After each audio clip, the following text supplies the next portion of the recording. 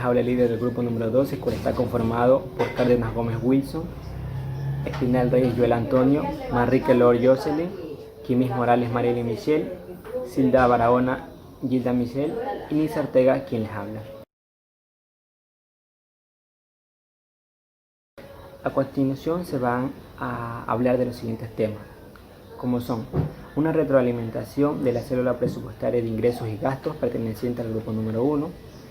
También vamos a hablar sobre los tipos de movimientos y asientos contables con su periodo de contabilización.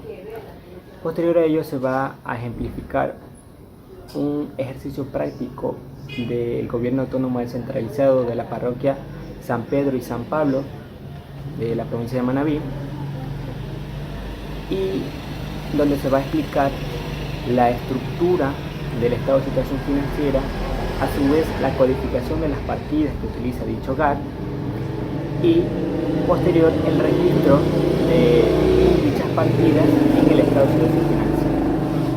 Luego de ello se va a aperturar el primer asiento contable en el libro diario con ejecución presupuestaria, donde se va a detallar la estructura, la codificación y el registro de las partidas correspondientes al gobierno autónomo descentralizado de la parroquia San Pedro y San Pablo de la provincia de Manabí. Cédula presupuestaria de ingresos y gastos. Ejercicio propuesto.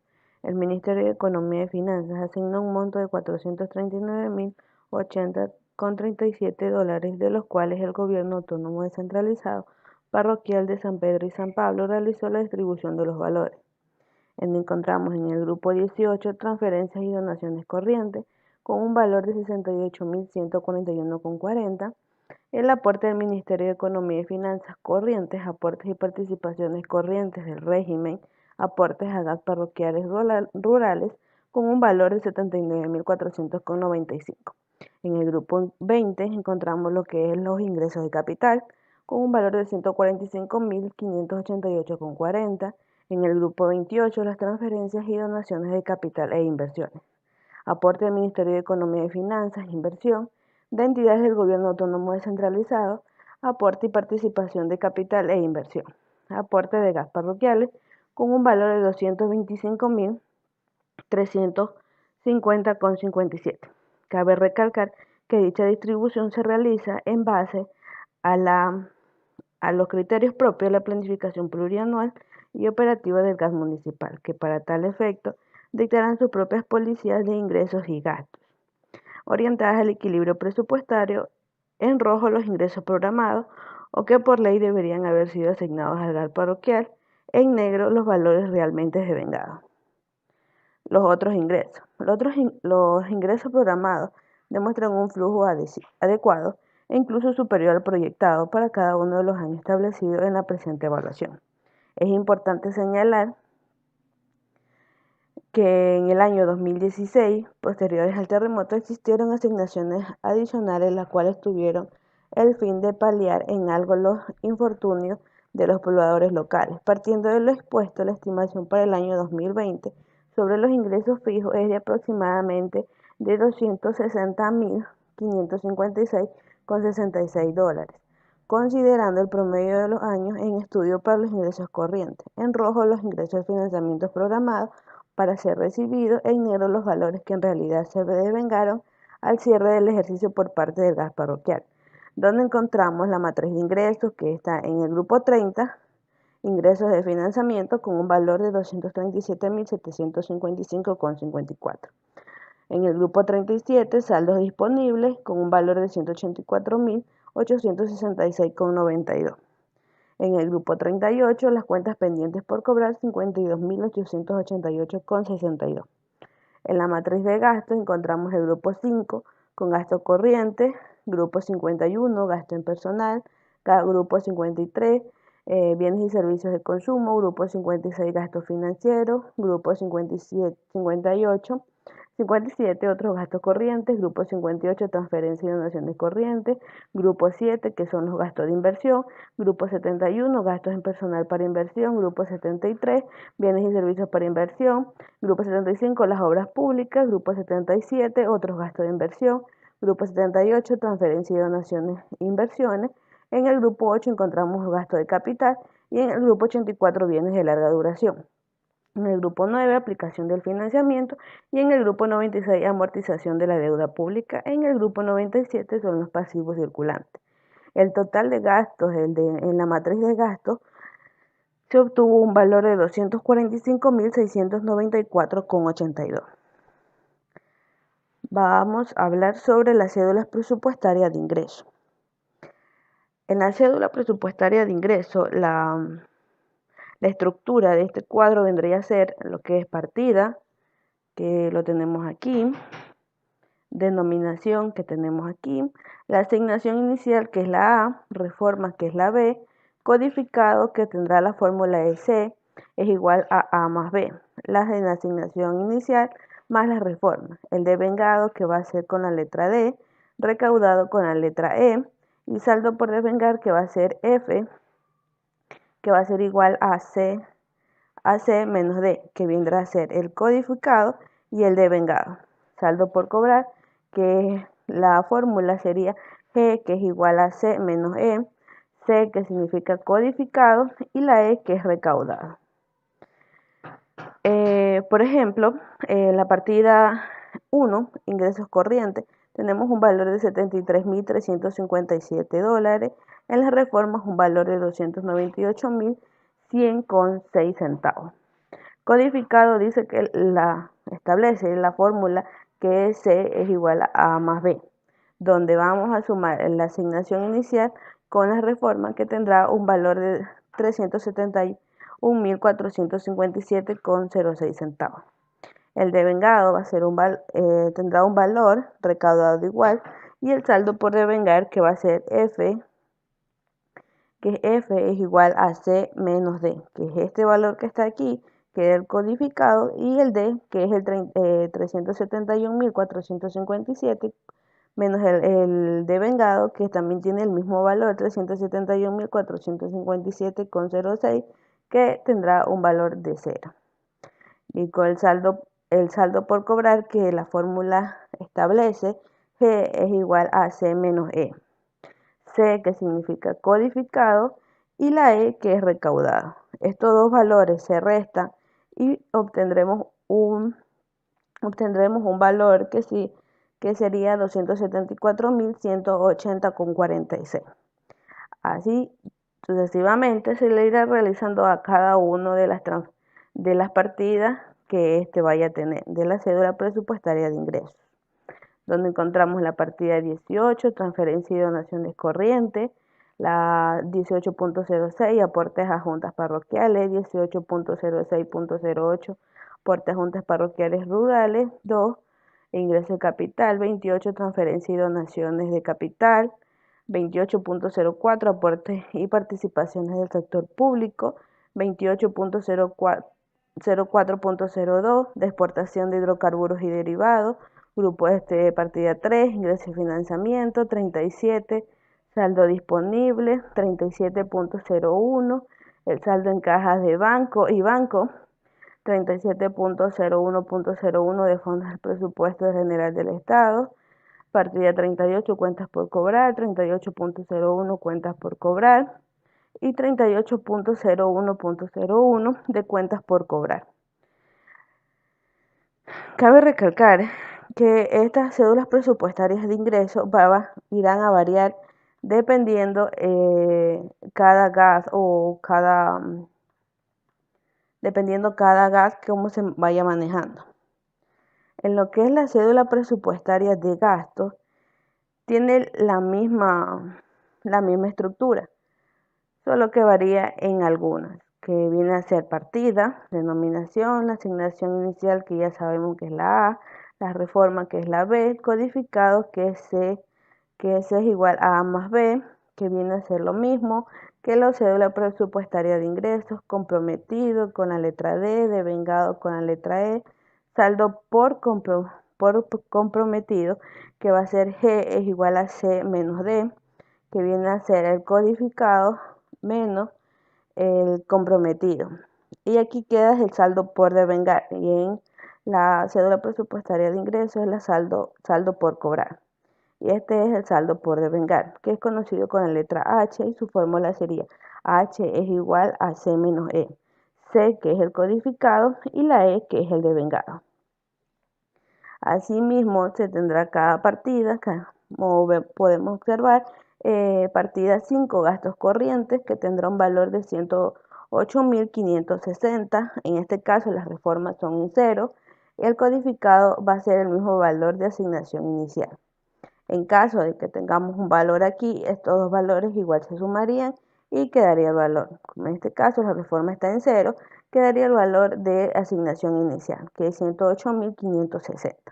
Comprometido tenemos un valor de 105.327,28. El devengado un valor de 105.327,28, el mismo el comprometido. El saldo por comprometer sería la C menos D, que es este valor, el codificado, menos el comprometido, que saldría un valor de 3.232,72. Y el saldo por devengar, que es H, es igual a C menos E, C, que es el valor del codificado, y la E, que es devengado. Estos dos valores se restan para salir el saldo por devengar, que quedaría un valor de 3.232,72 centavos. Y así tendrá las mismas cada partida. Cada partida tendrá cada uno de ellos y las denominaciones respectivas de cada partida que éste le vaya a asignar. Normativa de los hechos económicos o tipos de movimiento. En el artículo 164 del Reglamento General del Código Orgánico de Planificación y Finanzas Públicas, en el anexo de acuerdo ministerial 067 de la normativa de contabilidad gubernamental expedida por el Ministerio de Economía y Finanzas en su inciso 3.1.2.1 al 3.1.2.2.4, publicado por el Ministerio de Finanzas, que nos habla sobre los tipos de movimiento. Bien, los tipos de movimiento. Los hechos económicos deberán contabilizarse en la fecha en que ocurren de acuerdo a las disposiciones legales y prácticas comerciales generalmente aceptadas. Ojo, no se realizará registro en cuentas diferentes a las establecidas en el Catálogo General de Cuentas. Los hechos económicos en el proceso de contabilización serán identificados con una de las siguientes opciones. Existen 5 tipos de movimientos, los cuales son el movimiento de apertura, el movimiento financiero, el movimiento de ajuste, el movimiento de cierre y el movimiento de cuentas de orden. Cada uno de estos movimientos van a estar representados por su nomenclatura, el cual va a ser, para el tipo de movimiento de apertura va a estar representado por la letra A, el movimiento financiero por la letra F, el movimiento de ajuste por la letra J, el movimiento de cierre por la letra C y las cuentas de orden por la letra O. Vamos a ver de qué trata cada uno de los tipos de movimiento. Bien, el movimiento de apertura es el que identifica el registro de los saldos de las cuentas tanto de activo, pasivo y patrimonio, y de las cuentas de orden al inicio de cada ejercicio fiscal. Es decir, es en el que el GAT parroquial de San Pedro y San Pablo van a registrar en el estado de situación financiera tanto las cuentas de activo, pasivo y patrimonio al inicio de el periodo fiscal de dicha institución, en este caso el GAT. El movimiento financiero es el que identifica el registro de los hechos económicos con impacto inmediato o futuro en las disponibilidades monetarias en el proceso de contabilización. Es un requisito básico para la concurrencia de acuerdos tanto de activo operacional o de deuda flotante, es decir, que van a ser registrados en los activos corrientes, ya sea por hechos económicos o por una deuda flotante que tenga dicho GAT.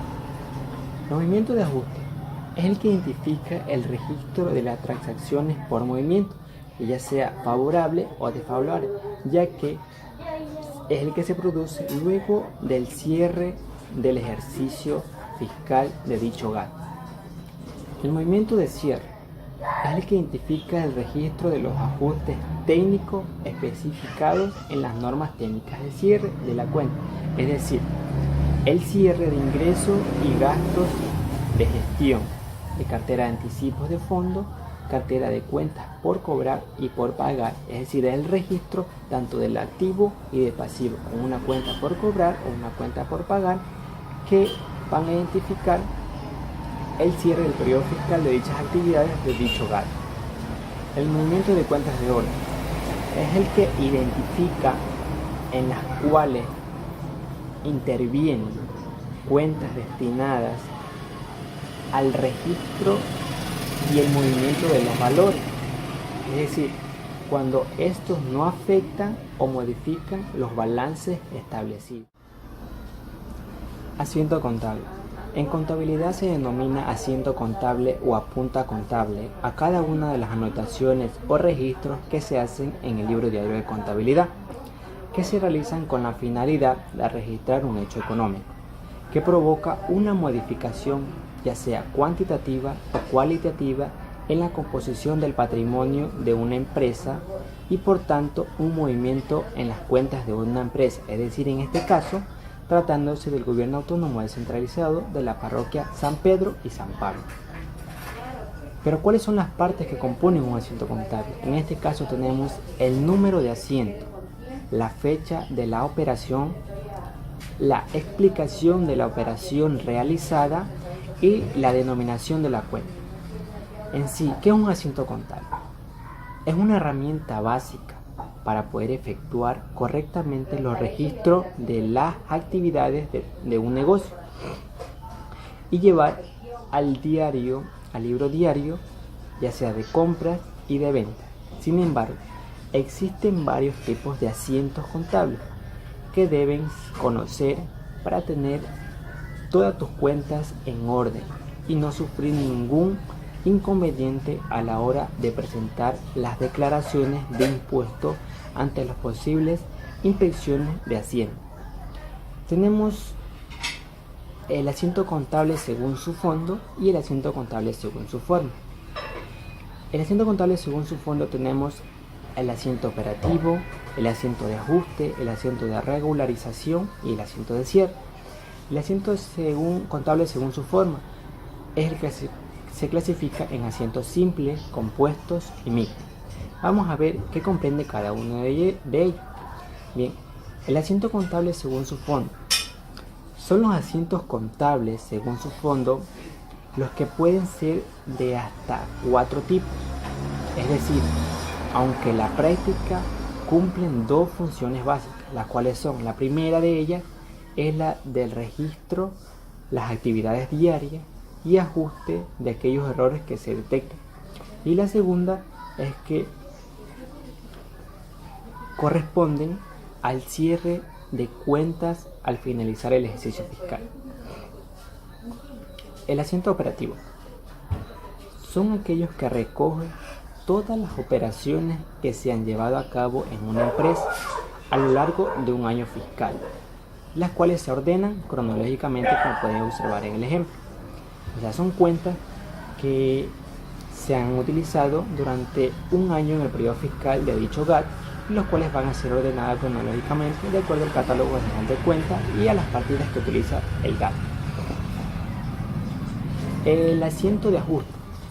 Pues el asiento de ajuste se trata de aquellas anotaciones que se realizan al final del ejercicio, ya sea incorporando las operaciones o desviaciones pendientes para que la contabilidad refleje la verdadera situación económica por la que está pasando o atravesando el gobierno autónomo descentralizado de la parroquia San Pedro y San Pablo. Como pueden observar, tenemos un comprobante diario en el cual refleja tanto las cuentas de deudora como acreedora, y que tenemos un sumando igual de $5,000 en este caso, que se tomaron cuentas como referencia. El asiento de regularización. El asiento de regularización se refiere a las anotaciones que permiten cerrar y saldar cuentas y trasladarlas al resultado de gastos y de ingresos del libro del estado de resultados. Como pueden observar en las cuentas, es el registro que se hace en el libro diario. Posterior a ello se lo grafica o se lo registra también en el libro mayor, donde se van a identificar si es la cuenta deudora o acreedora de dicho hogar. El ajuste de cierre. El ajuste de cierre son similares a los anteriores, pero en este caso cierran todas las cuentas con saldo en el ejercicio para finalizar la contabilidad anual de dicho hogar. Es decir, como pueden observar, las cuentas de cierre de gasto y de costo son ordenadas cronológicamente y los cuales me van a identificar un saldo final por el cierre fiscal de un periodo anual de dicho hogar. En este caso tenemos un resultado tanto deudor como acreedor, es decir, en el debe y en el haber, que concuerdan de acuerdo a las actividades que se ha realizado en dicho hogar. Los asientos contables según su forma. El asiento simple comprende el registro de las actividades, es decir, de dos cuentas, una de cargo y otra de abono. Es decir, se registran con ello los comprobantes de diario. Como pueden observar, tenemos un registro en el libro diario tanto de una cuenta deudora y una acreedora, es decir, de una de cargo y uno de abono. El asiento compuesto, pues son idénticos al asiento simple, pero para que sea compuesto, las anotaciones deben obligatoriamente incluir más de dos cuentas de cargo o abono sin límite máximo. Como pueden observar en la imagen, tenemos dos cuentas de cargo y tres cuentas de abono, es decir, dos cuentas de ingreso y tres cuentas de egreso, los cuales me dan un valor resultado al finalizar el ejercicio. Y el asiento mixto pues es aquel en que interviene una cuenta deudora y dos o más cuentas acreedoras, o viceversa, ¿no? Cuenta o varias cuentas deudoras y una cuenta acreedora. Como pueden observar, tenemos en este caso tres cuentas acreedoras y una deudora. Esto también puede ser viceversa, ¿no? Donde haya una cuenta acreedora y una deudora. Y posterior a ello se procede a realizar el cuadre del ejercicio. En este caso nos cuadra perfectamente, que nos da un valor de $20,000 tanto en el debe y en el haber. Contabilización. En la normativa de contabilidad gubernamental, en el acuerdo 67, se habla sobre el devengado.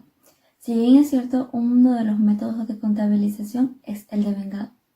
Por devengado se entiende que los flujos se registran cuando se crea, se transforma, se intercambia, se transfiere o extingue un valor económico. Es decir, los efectos de los eventos económicos se registran al momento en que ocurre, independientemente de que se haya efectuado o esté pendiente el cobro o el pago de efectivo.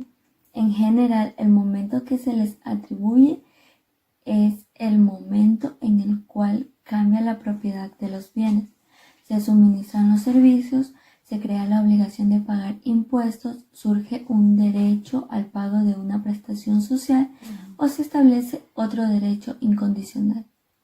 Por consiguiente, tenemos los periodos de contabilización. Aquí hablamos sobre los hechos económicos deberán contabilizar en la fecha que ocurran, dentro de cada periodo mensual, de acuerdo con las disposiciones legales y las prácticas comerciales de general aceptación en el país. No se anticiparán o postergarán las anotaciones ni se contabilizarán en cuentas diferentes a los establecidos en el catálogo general. Todo movimiento contable y presupuestario que deba efectuarse con aplicación a cada ejercicio fiscal se realizará exclusivamente hasta el 31 de diciembre de cada año, fecha en que se clausurarán los presupuestos y deberá operar el cierre contable, de conformidad con las normas técnicas vigentes para el efecto. Sin embargo, los hechos económicos cuya documentación de respaldo se reciba con posterioridad al cierre del periodo se registrarán en el periodo vigente a la fecha de su recepción. Asimismo, tenemos lo que son los ingresos corrientes. En el contenido de las normas técnicas de contabilidad gubernamental se desprende que los hechos económicos que representen derechos a percibir recursos monetarios, independientemente del momento en que ocurra la recaudación, se reconocerán en la instancia del devengado mediante un débito en la cuenta por cobrar que corresponda a la naturaleza del ingreso percibido o a percibir, aun cuando el hecho real que haya acontecido primero sea el de la recaudación. La contracuenta tendrá siempre afectación presupuestaria con el fin de registrar la ejecución del presupuesto. Por ejemplo, la compra de mercadería que tiene lugar en noviembre del año 2019 y se paga en febrero del año 2020 se cargaría al ejercicio en el año 2020, ya que es el año en el que realmente se paga. Otro ejemplo sería lo que es el gasto de seguridad social de las nóminas del año 2019 en diciembre, lo cual se cargaría el ejercicio en el año 2020, ya que en el mes de enero es cuando se paga. En ambos casos, por lo tanto, las operaciones se incluirán en la cuenta de resultados del ejercicio del 2020 y no afectarían para nada al beneficio o la pérdida del año 2019. Contable. En la contabilidad gubernamental serán registrados los hechos económicos sobre la base de la igualdad entre los recursos disponibles, que son los activos, y su financiamiento, que son los pasivos y patrimonio, aplicando el método de la partida doble. Este principio implica que, ante la ocurrencia de cualquier evento transaccional en un ente financiero público, siempre deberá mantenerse la igualdad entre la suma de los activos y los correspondientes del pasivo y patrimonio, en donde activo es igual al pasivo más el patrimonio. Ejemplo: activo es igual a pasivo más patrimonio. Dentro del activo tenemos lo que son los bienes y derechos. Dentro del pasivo está lo que son las deudas a terceros y en el patrimonio están las obligaciones con los socios. El activo vendría a ser lo que es el debe, el pasivo y el patrimonio sería lo que es el haber. La empresa MK Sociedad Anónima dispone en activos de $55,000 y tiene varias deudas por $30,000. Por lo tanto, se debe determinar el patrimonio. La fórmula para determinar el patrimonio sería: patrimonio es igual al activo menos el pasivo. Patrimonio es igual a los $55,000 que dispone en los activos y la deuda del pasivo sería por los $30,000. Al restar el activo con el pasivo nos quedaría un patrimonio de $25,000. Para hacer la igualdad contable, la fórmula que aplicaremos sería: activo es igual a pasivo más patrimonio, en donde el activo sería de $55,000 y la suma del pasivo y patrimonio, que sería 30,000 en el pasivo y 25,000 en el patrimonio, nos daría un resultado de $55,000. En contabilidad gubernamental encontramos el método de la partida doble. Para la aplicación del método de la partida doble es necesario conocer que las cuentas del activo aumenten cuando son debitadas y disminuyen cuando son acreditadas. Generalmente sus saldos son deudores. Las cuentas del pasivo y las de patrimonio aumentan cuando se las acredita y disminuyen cuando se las debita. Por lo tanto, los saldos de las cuentas del pasivo son acreedores y los de las cuentas del patrimonio generalmente son acreedoras. Ejemplo: cobramos $300 de una deuda que tenía un cliente con nosotros. Por lo tanto, tenemos las cuentas de bancos y cliente. Banco sería una cuenta del activo, la cual sería efectivo.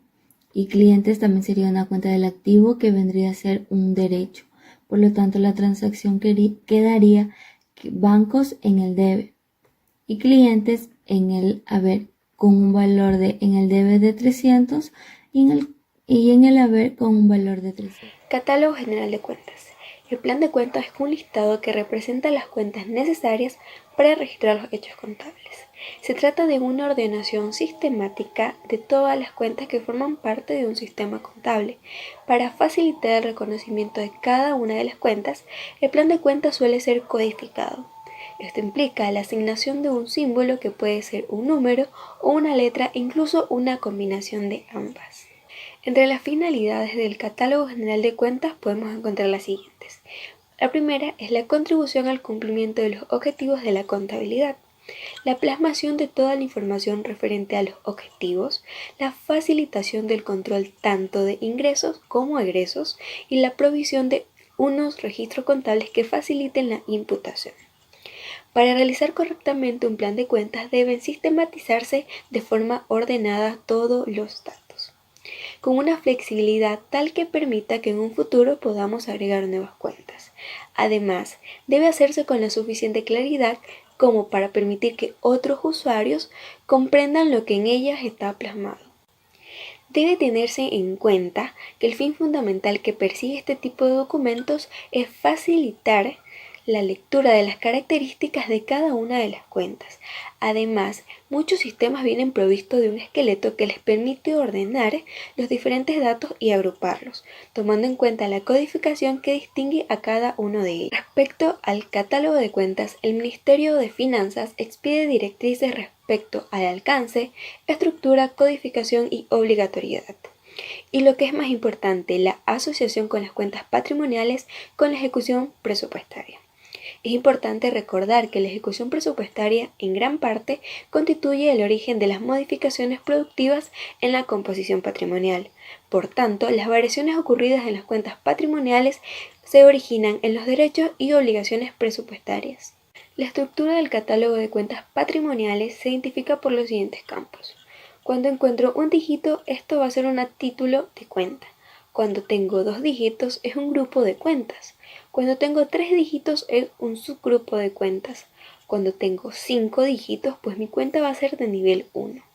Cuando tenga 7 dígitos, mi cuenta es de nivel 2 y se asocian con el presupuesto. Cuando tengo entre 9 a 11 dígitos, son cuentas de tercer y cuarto nivel y son creadas por la entidad. Tenemos dentro del catálogo de cuentas lo que es cuentas por cobrar y cuentas por pagar, que tienen el nivel 1 que se encuentran entre 3 y 4 dígitos y se asocian con los grupos presupuestarios de ingresos y gastos. Existen cuentas por cobrar y cuentas por pagar que no se asocian con la ejecución presupuestaria, como lo son cuentas por cobrar y por pagar de años anteriores y cuentas por cobrar y pagar en IVA si fuese el caso. Las cuentas de nivel 2 entre 5 y 6 dígitos se asocian con las partidas presupuestarias ejecutadas a nivel de ítem. Las cuentas de nivel 3 y 4 serán establecidas por la entidad de acuerdo a las necesidades de información. Los auxiliares abrirán dependiendo de las necesidades a partir de las cuentas de nivel 1 a 4. El funcionamiento del sistema contable gubernamental demanda de una normativa que establezca las técnicas que viabilice la integración de la ejecución presupuestaria con los efectos producidos por las cuentas patrimoniales. Por otro lado, se requiere de un catálogo de cuentas patrimoniales y clasificador presupuestario de ingresos y gastos uniformes a nivel del sector público, lo cual serán aplicados. Y para tener una idea más clara, vamos a identificar cuáles son los activos, pasivos y patrimonios dentro del catálogo de cuentas general para las instituciones del sector público no financiero. Tenemos que activo está integrado por los bienes corporales e incorporales de propiedad o dominio del Estado, expresados en términos monetarios, y están constituidos por los recursos operacionales, bienes de larga duración en proyectos y programas en ejecución. Los pasivos están integrados por las deudas y obligaciones directas asumidas por el Estado, con personas naturales o jurídicas, con el compromiso de cancelarlas en formas y condiciones determinadas en las disposiciones legales. Están constituidos por el financiamiento de terceros provenientes de deuda flotante y deuda pública.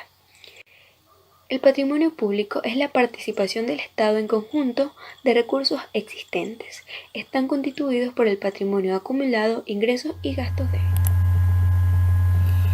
Hola, ¿qué tal? Mi nombre es Joel Antonio Espinal Reyes. Y continuando con la exposición, le voy a dar un pequeño ejemplo. El gobierno autónomo descentralizado parroquial de San Pedro y San Pablo inicia sus actividades el 1 de enero del 2019 con las siguientes cuentas. Lo primero que tenemos que hacer es identificar estas cuentas si pertenecen al activo, pasivo o patrimonio. Nuestra primera cuenta, Banco Central del Ecuador, con moneda legal en curso, pertenece al activo. Cuentas por pagar. Esto pertenece al pasivo.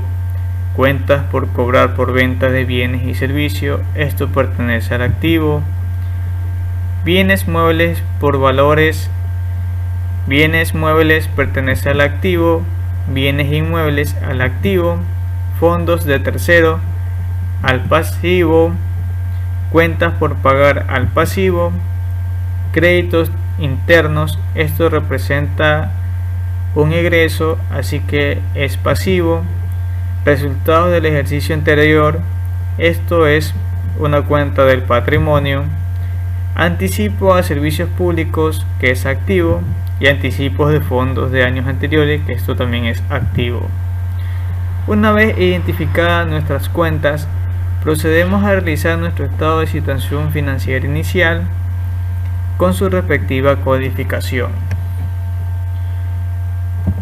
Nuestra codificación la vamos a sacar de este catálogo general de cuentas contables del sector público no financieros, actualizado al 1 de enero de 2020 bajo el Ministro de Economía y Finanzas del gobierno, en el cual tenemos nuestros activos con sus respectivas codificaciones.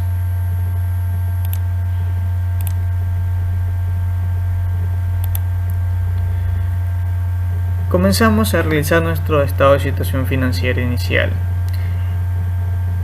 Es muy importante realizar nuestro encabezado, ya que es el detalle primordial en el cual va a estar registrado el nombre de la institución, el estado que se va a realizar y a la fecha en la cual se está realizando.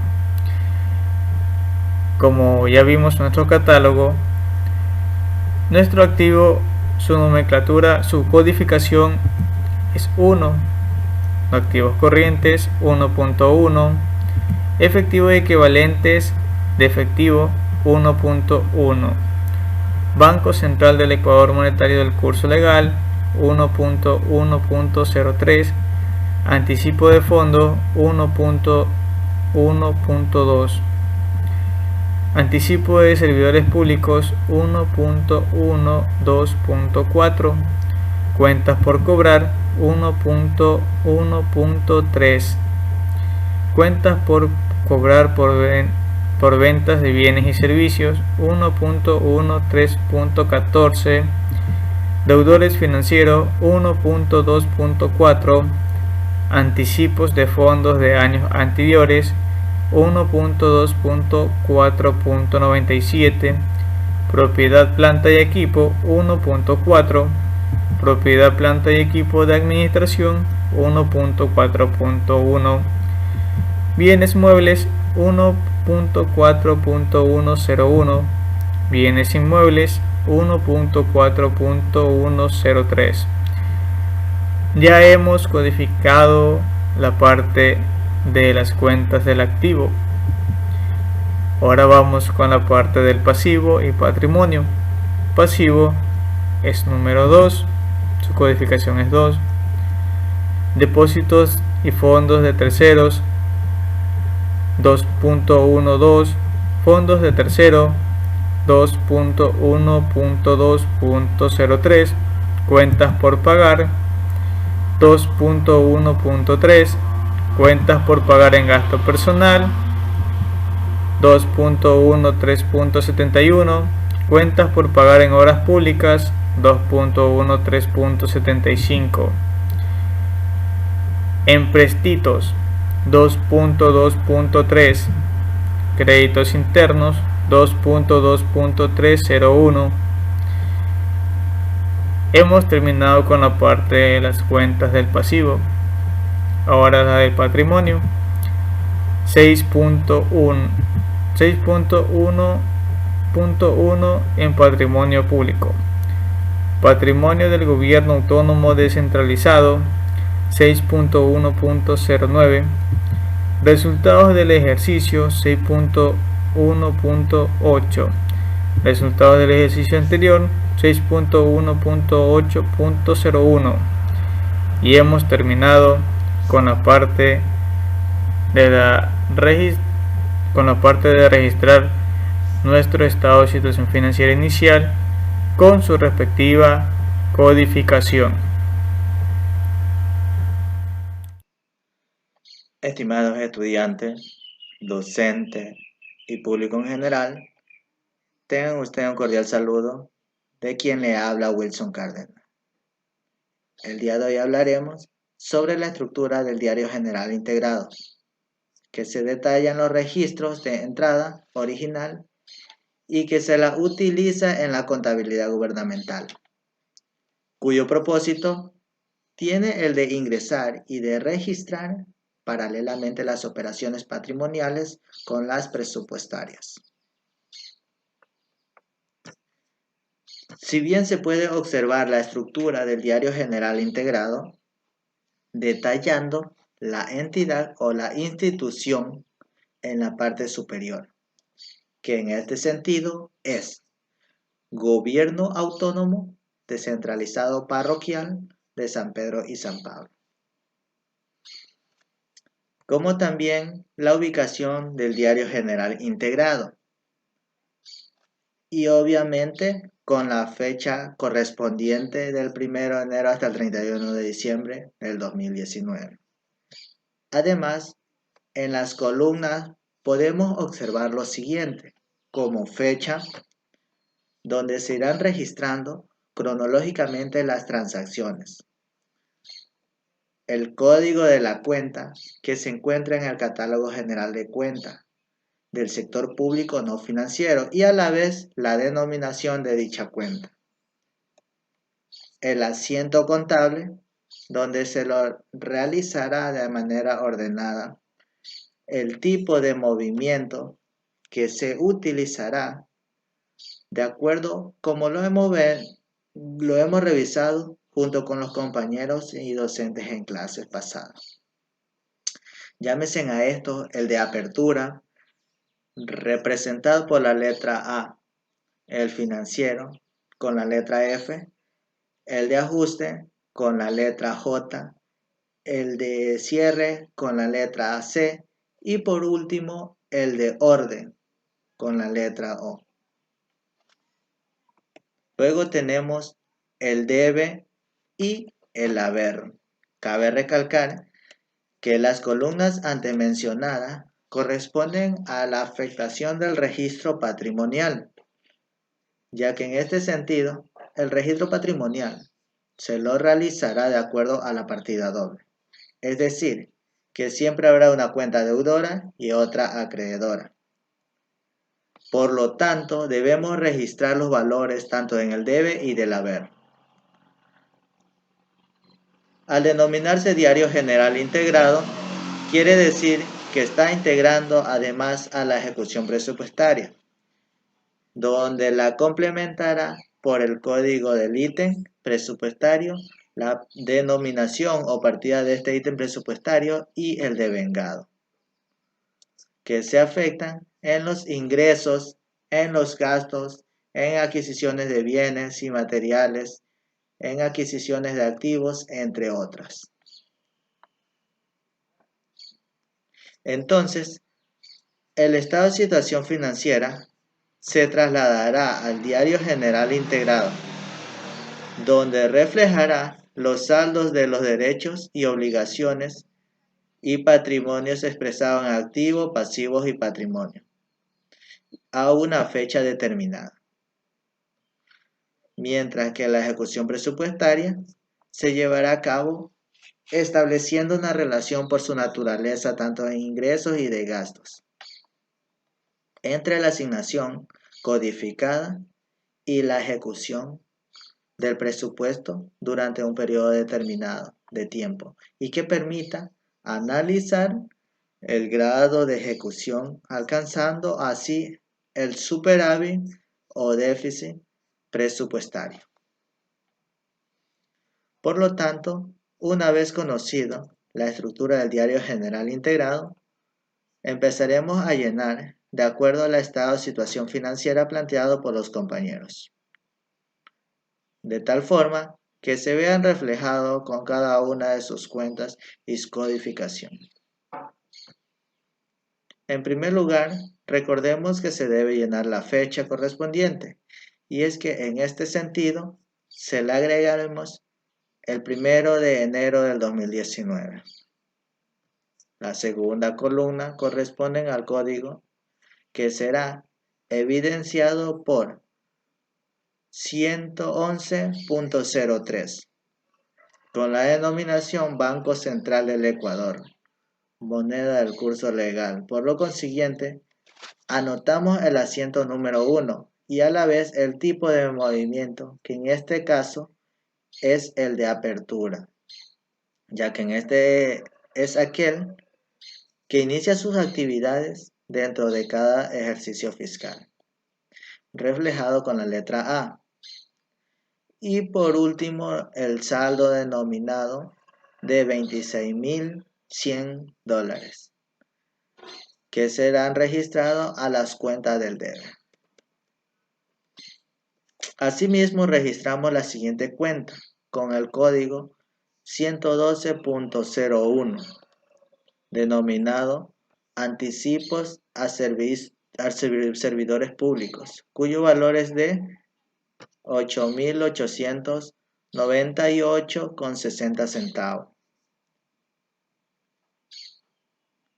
La siguiente cuenta con el código 113.14, denominada Cuentas por cobrar por venta de bienes y servicios, cuyo valor es $8.000. De igual forma, la siguiente cuenta con el código 124.97, denominada Anticipos de fondos de años anteriores, cuyo saldo es de 10.524,75 centavos. Por lo consiguiente, tenemos el código 141.01, denominada Bienes muebles, cuyo valor es de $600.034. Y por último tenemos el código 141.01, denominada Bienes inmuebles, cuyo valor es de $75.300,12 centavos de las cuentas del activo. Una vez terminadas las cuentas del activo, pasaremos a registrar las cuentas del pasivo con el código de la cuenta 212.03, denominado Fondo de Terceros, registrados en el haber con un valor de 12.785,80 centavos. Además, la siguiente cuenta corresponde al código 213.71, denominada Cuentas por pagar en gastos en personal, cuyo valor es 8.650,75 centavos. Asimismo, tenemos la cuenta 213.75 con la denominación Cuentas por pagar en obras públicas, cuyo valor es 58.368,55 centavos. También el código 223.01, denominada Créditos internos, con un valor de 5.800,25 centavos. Se recalca el código 611.09, que corresponden ya a las cuentas del patrimonio, en este sentido del gobierno autónomo descentralizado, con un valor de 520.252.12 centavos. Y por último, el código 618.01 denominado resultado del ejercicio anterior, cuyo valor es de $123,000. Finalmente registramos el valor por el asiento de apertura. Entonces es así como se ha quedado recalcado este primer asiento, pero se debe realizar el asiento de ajuste con la misma fecha correspondiente, con el código 618.01 denominado resultado del ejercicio anterior. Cargaremos el asiento número 2. El tipo de movimiento es el tipo de ajuste con un valor cargado al debe de $123,000. Además, el siguiente código es 611.01 con la denominación Patrimonio del Gobierno Central. En este sentido, la cuenta será cargada al haber con $123,000, efectuando la partida doble correspondiente. Y una vez más, el valor por el cierre de la cuenta y las transferencias del resultado del ejercicio al patrimonio.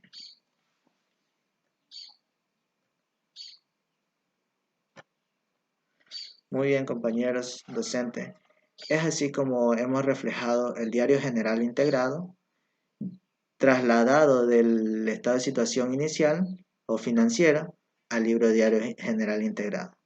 Muchas gracias. Espero de que le haya servido esta intervención por parte de nosotros como grupo número 2. Muchas gracias.